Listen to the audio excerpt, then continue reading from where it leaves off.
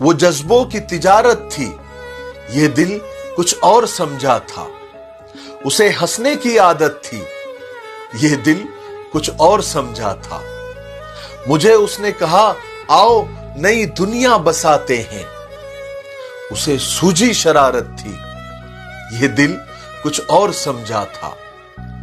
हमेशा उसकी आंखों में धनस से रंग होते थे, ये उसकी हमेशा की आदत थी, ये दिल कुछ और समझा था। वो मेरे पास बैठा देर तक मेरी गजलें सुनता था, उसे खुद से मोहब्बत थी, ये दिल कुछ और समझा था। मेरे कंधे पर सर रख कर वो कहीं खो गया था, ये एक वक्ती नवाजिश थी, ये दिल कुछ और समझा था। वो जज्बों की तिजारत थी, ये दिल कुछ और समझा था। उसे तो हंसने की आदत थी, ये दिल कुछ और समझा था।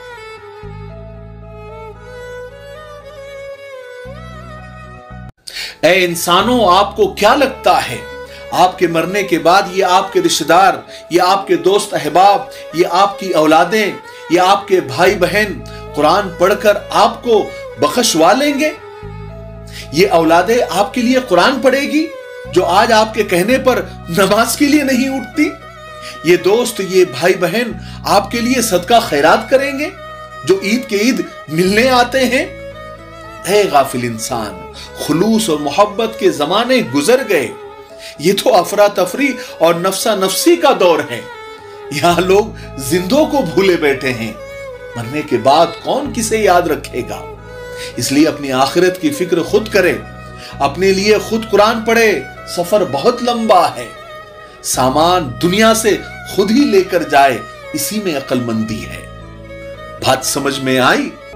जिस तरह मरने वालों के साथ हमारे रवैये मुस्बत और पॉजिटिव हो जाते हैं, यानी हम मरने वाले की तारीफ करने लग जाते हैं।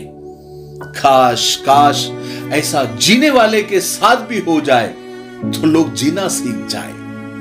अगर मरने वाले की 1000 गलतियां भी उनकी एक नेकी से ढापी जा सकती है, तो क्या जीने वालों की एक गलती पर नजरे रहमत नहीं की जा सकती? सोचिएगा जरूर।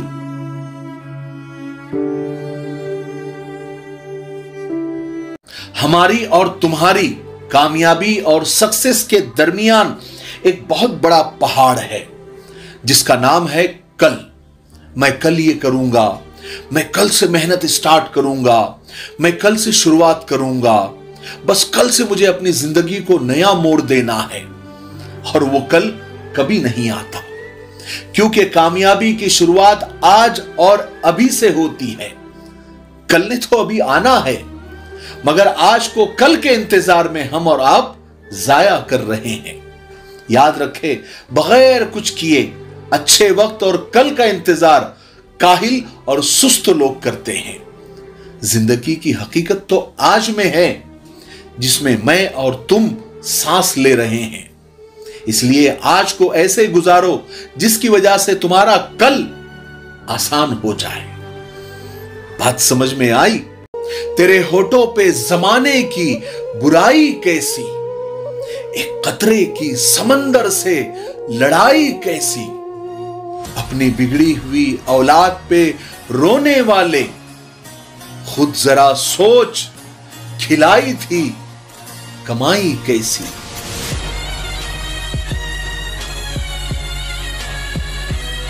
आगाज तो सभी अच्छा करते हैं, मसला तो आखिर तक साथ निभाने का है।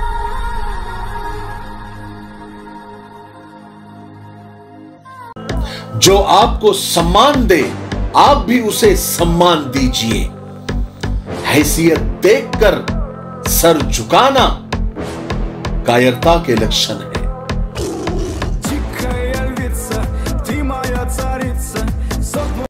कुछ तो बेहतरीन लिखा है अल्लाह ने, जो दिल हर आजमाइश, हर तकलीफ आने के बाद सब्र करने के लिए तैयार हो जाता है।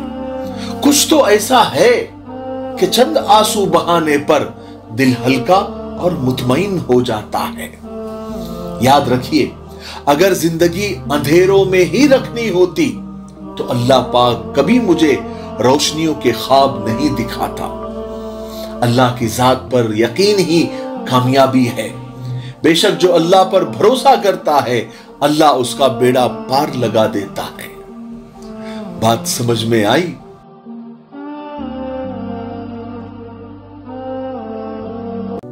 अगर आप महसूस करें कि कोई आपसे उकता कर दूर जाना चाह रहा है, तो आपको चाहिए कि आप खुद ही 4 कदम पीछे हट जाए, दूर हो जाए।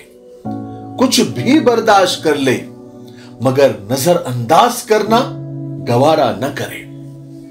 अगर वो आपसे दूर रहकर खुश है, तो आपको चाहिए कि आप उसे वो खुशी दे दे, क्योंकि रिश्ते बोझ नहीं और आप कोई हमाल नहीं।